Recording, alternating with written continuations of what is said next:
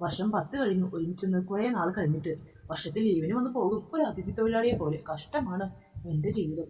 എല്ലാ മാസവും സാലറി അയക്കും. പക്ഷെ അതുകൊണ്ട് ഒരു പെണ്ണിനെ എങ്ങനെ കഴിയാനാവും? വേണ്ടത് വേണ്ട സമയത്ത് കിട്ടണ്ടേ? പണം മാത്രം പോരല്ലോ. പലപ്പോഴും രാത്രി കിടക്കുമ്പോൾ പലതും ചിന്തിച്ചും ഓർത്തും ഓരോ രാത്രിയും കഴിഞ്ഞു കൊടുന്നു എന്ന് മാത്രം. അധികം ബന്ധുക്കളൊന്നും ഞങ്ങൾക്കില്ല. ഇക്കാന്റെ ബന്ധുക്കൾക്ക് തന്നോടും മക്കളോടും വലിയ ഇഷ്ടവുമില്ല. ഇങ്ങോട്ട് വരാറുമില്ല. കെട്ടിച്ചു വിട്ട് കഴിഞ്ഞപ്പോഴേ തന്റെ വീട്ടുകാരെ കാണാനുമില്ല. അങ്ങനെ രണ്ടു പിള്ളേർ മാത്രമായി ഒതുങ്ങി കഴിയുവാണ് ജമീല. രണ്ടു മക്കൾ പഠിക്കുവാണ്. അവരുടെ ഭാവി നോക്കണം. അല്ലേ എങ്ങോട്ടേലും പോകായിരുന്നു. പലപ്പോഴും തോന്നിയിട്ടുണ്ട് തനിക്കും ഒരു കൂട്ട് വേണമെന്ന്. കവലയ്ക്ക് പോകുമ്പോഴൊക്കെ ആളുടെ നോട്ടം തന്നെ കൊതിപ്പിക്കുന്ന പോലെയാണ്. കുറിച്ച് തടിച്ചവരുടെ ശരീരമാണ്. വെളുത്ത ഒരു മതം ആനച്ചന്തമുള്ളവളാണ്. പക്ഷേ ചിലപ്പോഴൊക്കെ അതൊക്കെ ഒരു സന്തോഷവും കൊതിയും പോലെ തോന്നാറുണ്ടെങ്കിലും പക്ഷേ മറ്റു ചിലപ്പോൾ അതൊരു ശല്യവും ആവാറുണ്ട് എനിക്ക്. കവലയിൽ നിന്ന് 1.5 കിലോമീറ്റർ മാറിയാണ് വീട്. അതും ഒരു പാടത്തിന്റെ സൈഡിലൂടെ കുറഞ്ഞ വിലയ്ക്ക് കിട്ടിയതുകൊണ്ട് ഇക്ക മേടിച്ചു. വേറെ ശല്യങ്ങളൊന്നുമില്ല. ഈ വഴിയാണെങ്കിൽ ആളുകൾ വരാറുമില്ല. വീടുകളും ഇല്ല. അധികം പുറത്തിറങ്ങാറില്ല. എന്തെങ്കിലും ആവശ്യം വരുമ്പോൾ മാത്രം അങ്ങോട്ട് പോകാറില്ല. കുട്ടികളെ കൊണ്ടുവിടാൻ മാത്രം സ്കൂട്ടി എടുക്കും. പിന്നെ കവലയിൽ പോകുമ്പോഴും.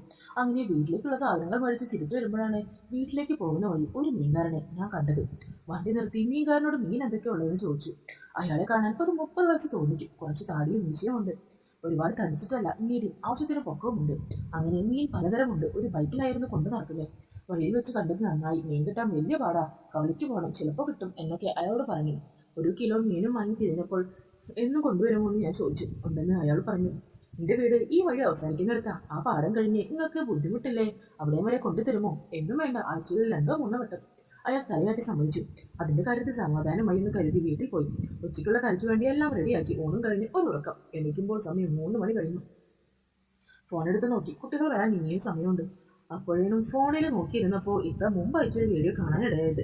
തുറന്നു നോക്കി. പയ്യെ കണ്ടു. ചെറുതായി എനിക്ക് എന്തൊക്കെയോ പോലെ തോന്നി. ഞാൻ പിന്നെ അത് ചെയ്യാനും തുടക്കമായി. അവൾ എണീറ്റു അടുക്കളയിൽ പോയി. അവിടെ ഒന്നുമില്ല.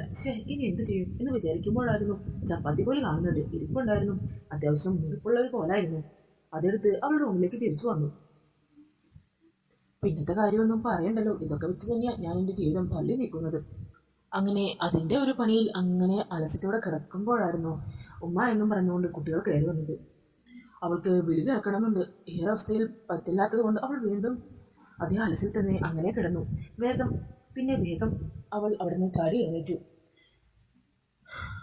അവർ ചോദിച്ചു എവിടെയായിരുന്നു എന്ന്. അപ്പോൾ ഞാൻ അടുത്തുണ്ടായിരുന്നു, കിടക്കുമായിരുന്നു എന്ന് മറുപടി പറഞ്ഞു. അവളിന് ശേഷം ജമീല ബാത്റൂമിൽ കയറി ഒന്ന് ഫ്രഷായി. പിന്നെ കുറച്ചു നേരം കിടന്നിട്ട് എണീക്കുമ്പോഴേക്കും സമയം കുറച്ചായി. അപ്പോഴേക്കും അവർ കളിക്കാൻ പോയിരുന്നു. അവർ തിരിച്ചു വന്നപ്പോഴേക്കും അവർക്കുള്ള ചായയും പലഹാരം ഉണ്ടാക്കി കൊടുത്ത് അവൾ പോയി. പിന്നെ കുറച്ച് അടുക്കളപ്പണിയുമായി അവൾ തിരക്കിലായി. കിടക്കുമ്പോൾ രാത്രി 10 ആയി. കുട്ടികളും ജമീലയും ഒന്നിച്ചാണ് കിടക്കുന്നത്. അവർ ഉറങ്ങിയ ശേഷം മിക്കാനെ വിളിച്ച് കുറച്ച് കഴിഞ്ഞ് വിളിക്കാമെന്ന് മെസ്സേജ് വന്നു. അവൾ നേരെ ഒന്ന് കിടന്നു. സമയം കുറേ കടന്നുപോയി. എന്താ ഇക്ക വിളിക്കാമെന്ന് എന്നോർത്ത് അവൾ ഓൺലൈനിൽ നോക്കി. പക്ഷേ ഇക്ക ഉണ്ടായിരുന്നില്ല. അവൾ ഇക്കക്ക് മെസ്സേജ് അയച്ചു. കുറച്ച് മിനിറ്റുകൾക്ക് ശേഷം കോൾ വന്നു.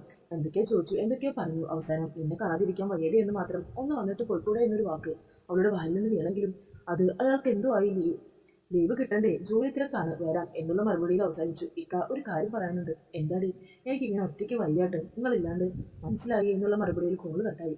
അവളൊന്ന് വിതുമ്പിക്കൊണ്ട് ഫോൺ മാറ്റി വെച്ച് കിടന്നു. കാലത്ത് എണീറ്റ് അവർക്കുള്ള ആഹാരം റെഡിയാക്കി. അവൾ അവരെ പറഞ്ഞു വിട്ടു. വന്ന് കയറുമ്പോഴാണ് മീൻകാരൻ്റെ വരവ്. അവൾ വീട്ടിലേക്ക് കയറും മുന്നേ നിന്നു. ഷാജി, അതായിരുന്നു അയാളുടെ പേര്. അതെ, മീനെത്തിയിട്ടോ? ബുദ്ധിമുട്ടായോ ഈ വഴി? എന്ത് ബുദ്ധിമുട്ട്? ഇവിടെ ഈ വഴി ഞങ്ങളല്ലേ ഉള്ളൂ. അതുകൊണ്ട് നിങ്ങളെ പോലുള്ളവരല്ലേ മീനൊക്കെ മേടിച്ച് കഴിക്കൂ. അപ്പോൾ ഇത്തിരി കഷ്ടപ്പെട്ടാലും സാരമില്ലെന്നേ. അപ്പോൾ വേറെ ആരും വാങ്ങുന്നില്ല? കൂടുതലും മേടിക്കുന്നത് നിങ്ങളെപ്പോലുള്ളവരാണ് മിക്കപ്പോഴും. എന്നാൽ ശരി, മീനെന്താ ഉള്ളത്? അയലയുണ്ട്, മത്തിയുണ്ട്. ഏതാ വേണ്ടേ? മത്തി മതി, 1 കിലോ. അത് തൂക്കിയെടുത്ത് കൊടുത്തു. ഒന്ന് നിൽക്കണേ, പൈസ എടുക്കട്ടെ. ആയിക്കോട്ടെ. ജമീല അകത്ത് പോയി പൈസ എടുത്തുകൊണ്ട് വന്ന് കൊടുത്തു. ഷാജി മീൻ കൊടുത്തു. ഇവിടെ ഇക്ക ഗൾഫിലാ. മാസമാണ് പൈസ കിട്ടുന്നത്. മീൻ കൊണ്ടുവന്നാൽ ചിലപ്പോൾ പൈസ കാണില്ല. കടമൊക്കെ തരുമോ നിങ്ങൾ? അതിനെന്താ തരാമല്ലോ. കഴിയുന്നത് നേരത്തെ തന്നാൽ എനിക്ക് മീൻ മേടിക്കാൻ കഴിയുള്ളൂ. ഞാനും കുട്ടികളും മാത്രമേ ഉള്ളൂ. അപ്പോൾ കുറച്ച് മീൻ മതി. എന്നും വേണ്ട, 2 ദിവസമായി കൊണ്ടുവന്നാൽ മതി കേട്ടോ. ആയിക്കോട്ടെ താത്ത. താത്തയോ? എൻ്റെ പേര് വിളിച്ചാൽ മതി. ജമീല എന്നാ. ഓ ശരി, താത്ത അല്ല, ജമീല. നിങ്ങളുടെ പേരെന്താ? ഷാജി. എന്നാൽ ഞാൻ ശരി, കാണാട്ടോ. ഷാജി ഒന്ന് ഹോൺ അടിച്ചു. ജമീല തിരിഞ്ഞു നോക്കിക്കൊണ്ട് എന്താ വിളിച്ചോ? ഇല്ലല്ലോ. ഹോൺ അടിച്ചതോ? ഓ അതോ, അത് ഇടയ്ക്ക് വെക്കിയില്ലേ, കൈക്കൊരു തരിപ്പാ, ശീലിച്ചു പോയി. ശരി വിട്ടു. പിന്നെ 2 നാൾ കഴിഞ്ഞാണ് ഷാജി വരുന്നത്. വരുമ്പോൾ കുട്ടികൾ സ്കൂളിൽ പോയി കഴിഞ്ഞിരുന്നു.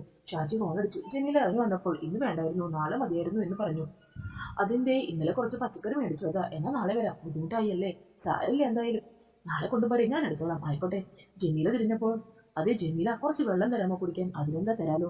ജമീല അകത്തേക്ക് പോയി കുറച്ച് വെള്ളം കൊണ്ടുവന്നു. ഷാജി കൈ നല്ലോണം ഒന്ന് കഴുകി വെള്ളം മേടിച്ചു കുടിച്ചു. നിങ്ങൾ എവിടെ താമസം? ഇവിടെ നിന്ന് കുറച്ച് പോകണം. എനിക്കിവിടെ അധികം അറിയില്ല. പുതിയ താമസക്കാരാണോ? വന്നിട്ട് കുറച്ചായി, എന്നാലും ഇവിടെ പരിചയം കുറവാ. ഇക്ക എവിടെ ജോലി? ഗൾഫിലാ, ഒരു കമ്പനിയിൽ. കുട്ടികൾ പോയില്ലേ സ്കൂളിൽ? ആ, കൊണ്ടുവിടണം. ഇനി മീൻ കുറേ ഉണ്ടോ? ഇല്ല, അതിപ്പോൾ തീരും. ഇന്നിപ്പോൾ മേടിച്ചാലും ഉണ്ടാക്കാൻ വയ്യ, അതാ. പിന്നെ അത് കുഴപ്പമില്ല. ഷാജിക്ക് എത്ര കുട്ടികളാ? ഞാൻ കിട്ടിയിട്ടില്ല. ഓ, ഒറ്റയ്ക്കാണോ? കുറച്ച് ബുദ്ധിമുട്ടുണ്ട്, അത് മാറിയിട്ട് വേണം. ഒരുപാട് താമസിപ്പിക്കേണ്ട. ഇല്ല, നിങ്ങളെപ്പോലെ പെട്ടെന്ന് കിട്ടില്ലല്ലോ, കുറെ കാത്തിരിക്കണം. എന്നാ ശരി, നാളെ കാണാൻ, കുറച്ച് ജോലിയുണ്ട്. ആയിക്കോട്ടെ. അവൾ തിരിഞ്ഞപ്പോൾ ഒന്നുകൂടെ ഹോണടിച്ചു. തിരിഞ്ഞിട്ട് ചിരിച്ചുകൊണ്ട് മതി മതി, അവൾ കാണുകയെ ഒന്ന് നിക്കി വിട്ടു. ചിരിച്ചുകൊണ്ട് അവൾ അകത്തേക്ക് കയറിപ്പോയി. പിന്നെ 2 ദിവസം ഷാജി പോയില്ല. 3-ാം ദിവസം ചെന്നപ്പോൾ ജമീല ഇറങ്ങി വന്നു. എന്തേ 2 ദിവസം ആയല്ലോ കണ്ടിട്ട്? സുഖമില്ലായിരുന്നു, ചെറിയ പനി, പിന്നെ മീനും എടുക്കാൻ പോയില്ല. ഇപ്പൊ എങ്ങനെയുണ്ട്? കുറവുണ്ട്? കുറവുണ്ട്, മരുന്ന് കഴിക്കുന്നുണ്ട്. വെയിലത്ത് അധികം കറങ്ങണ്ട, പിന്നെ വെള്ളം കുടിച്ചാൽ വേഗം നിർത്തിട്ട് പിടിക്കും. തന്നോടുള്ള ആ സ്നേഹമൊക്കെ കാണിച്ചപ്പോൾ അറിയാത്തൊരു സ്നേഹം, ഇഷ്ടവും സന്തോഷമൊക്കെ തോന്നിപ്പോയി ജമീലയോട്. ജമീലയ്ക്ക് മീൻ എടുത്തു കൊടുത്തു കഴിഞ്ഞപ്പോൾ കെട്ടിയവൻ എന്നാ വരുന്നേ, ഇനിയും ഒരു കൊല്ലാവും. എന്തൊക്കെയോ ഓർത്തു നിന്ന് ഷാജി പെട്ടെന്ന് അയ്യോ എന്ന് വിളി കെട്ട് നോക്കിയപ്പോൾ ജമീല സ്റ്റെപ്പിൽ തട്ടി ഒന്ന് വീണു. അവിടെ ഇരുന്നു പോയി. ഓ ഹലോ. ഷാജി പെട്ടെന്ന് അവളുടെ അടുത്തേക്ക് ചെന്നു. അവളുടെ കയ്യിൽ നിന്ന് വീണ പാത്രത്തിലെ മീനെല്ലാം സ്റ്റെപ്പിൽ നിന്നും പെറുക്കിയെടുത്ത് പാത്രത്തിലാക്കി വെച്ചിട്ട് കൈ കഴുകി വന്നു. അവളെ പിടിച്ചു എണീപ്പിക്കാൻ ശ്രമിച്ചു. ചെറിയ വേദനയോടെ അവൾ എണീക്കാൻ ശ്രമിച്ചു. ദൂരെ ആരെയും വരുന്നുണ്ടോ എന്ന് നോക്കി അവൾ പയ്യെ ഷാജിയെ പിടിച്ച് കൈ അവളെ വട്ടം ചേർത്ത് അരിയിലൂടെ പിടിച്ച് എണീപ്പിച്ച് നിർത്തി. വീണ്ടും കാലുകളിൽ പോകാൻ നേരം ആകെ തെന്നി മാറി. പിന്നെ കിട്ടിയതെല്ലാം പിടിച്ചു. അങ്ങനെയാണ് ഷാജി ഒരു വിധത്തിൽ താങ്ങി നിർത്തിയത്. അവളിടയ്ക്ക് അവളെ നോക്കുന്നുണ്ടെങ്കിലും അവൻ മുഖം കാണിക്കാതെ നടന്നു. അവളെയും കുട്ടി ഹാളിലെ സോഫയിൽ കൊണ്ടിരുത്തിയ ശേഷം പറഞ്ഞു, മറ്റെന്തെങ്കിലും ആവശ്യമുണ്ടോ? തിരുമ്മി തരികയോ മറ്റു ചെയ്യണോ?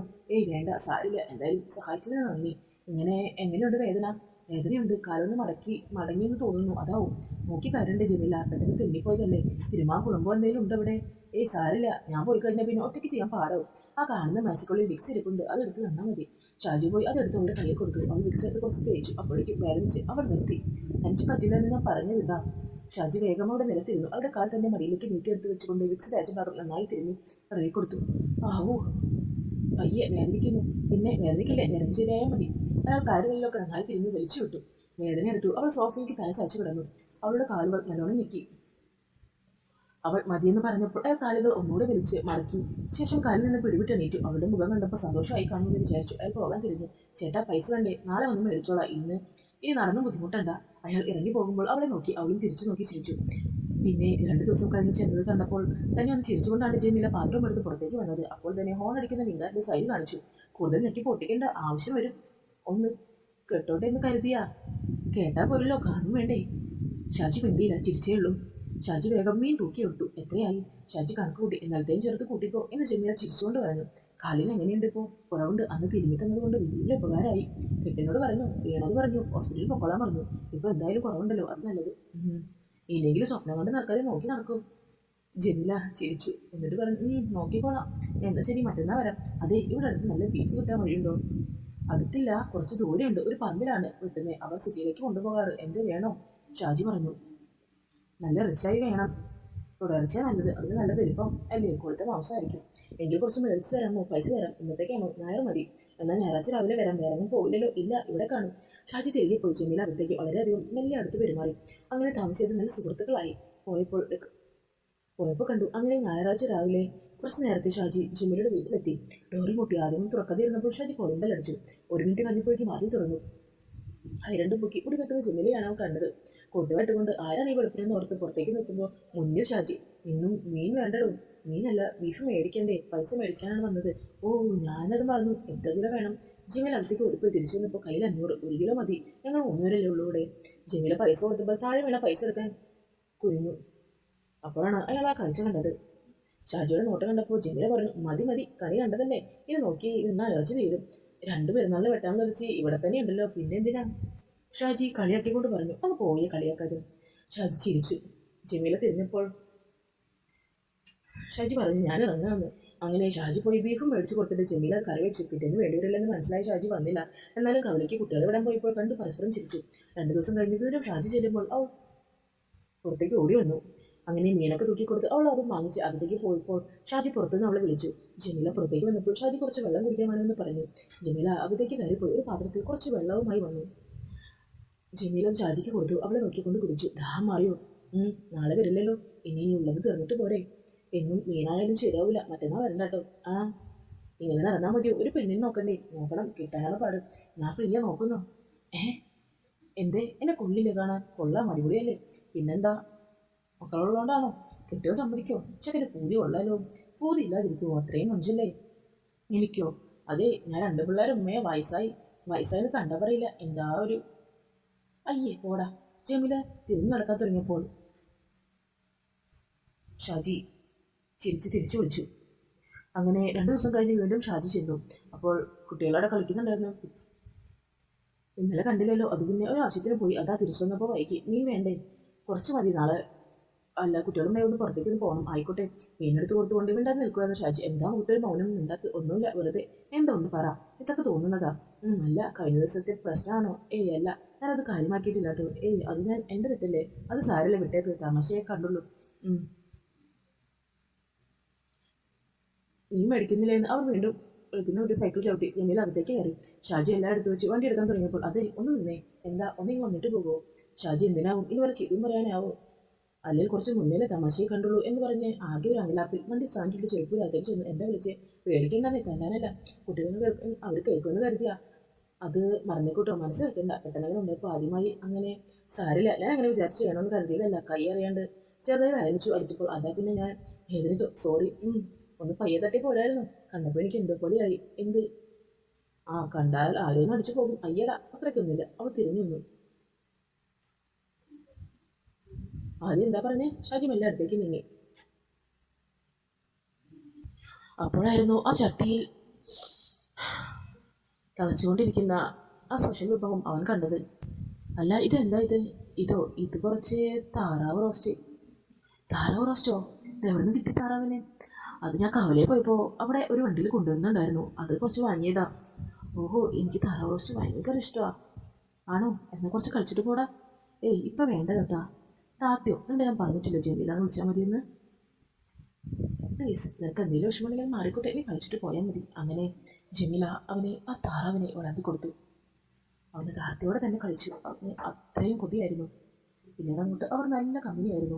ജീവിതത്തിൽ ഇത്രയും അവർ ആസ്വദിച്ച നിമിഷങ്ങൾ പിന്നീട് ഉണ്ടായിട്ടില്ല. ഭർത്താവില്ലാത്തതിൻ്റെ ദുഃഖമൊന്നും പിന്നീട് അവർ അറിഞ്ഞിട്ടുമില്ല.